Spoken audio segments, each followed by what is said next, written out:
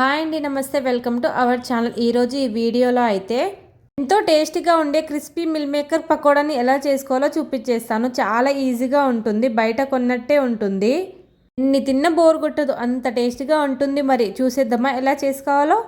ముందైతే ఒక cup mill మేకర్ని తీసుకుంటున్నా. ఇందులోకి మనం కొంచెం వేడి నీళ్ళనైతే వేసుకోవాలి.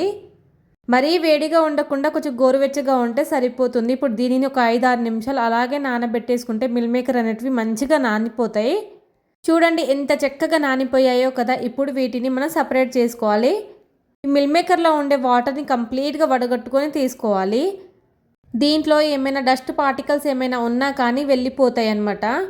ఇప్పుడు ఈ మిల్ మేకర్ని ఒక ప్లేట్లో వేసుకొని దీంట్లోకి 1/2 టీ స్పూన్ పసుపు, 1/2 టీ స్పూన్ కారం, 1/2 టీ స్పూన్ ధనియా powder, 1/2 teaspoon garam masala, టేస్ట్కి తగినంత ఉప్పు, 1 టీ స్పూన్ అల్లం వెల్లిపాయ పేస్ట్, ఒక 1/2 చెక్క నిమ్మకాయ రసాన్ని పిండేసుకొని మంచిగా కలిపేసుకోవాలి.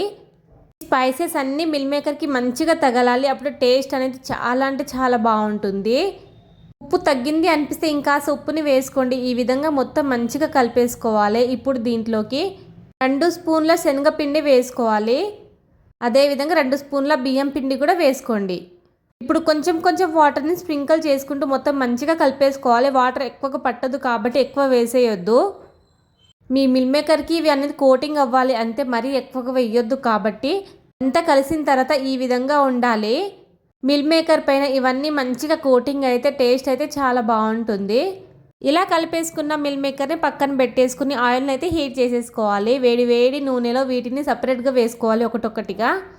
మొత్తం మంచిగా వేసేసుకొని 1 నిమిషం పాటు అలాగే ఉంచేసి తర్వాత కలుపుకుంటూ ఫ్రై చేసుకోవాలి. మంటని మాత్రం లో టు మీడియం ఫ్లేమ్లోనే పెట్టుకోండి. మంటని హై ఫ్లేమ్లో పెట్టుకుంటే బయట మాడిపోతాయి, లోపల అనేటివి సాఫ్ట్గా అలాగే ఉండిపోతాయి పచ్చిగా. ఇలా కొద్దిసేపు కలుపుకుంటూ ఫ్రై చేసుకుంటే అయిపోతుంది. క్రిస్పీగా తయారవుతాయి ఇవి ఫ్రై అయినాయని మనకి ఎలా తెలుస్తుంది అంటే గరిటెలో తీసుకొని కొంచెం కదిపితే సౌండ్ వస్తుంది. అలా వస్తే ఇవి ఫ్రై అయిపోయినట్టే. ఇప్పుడు వీటిని సపరేట్ తీసేసుకోవాలి.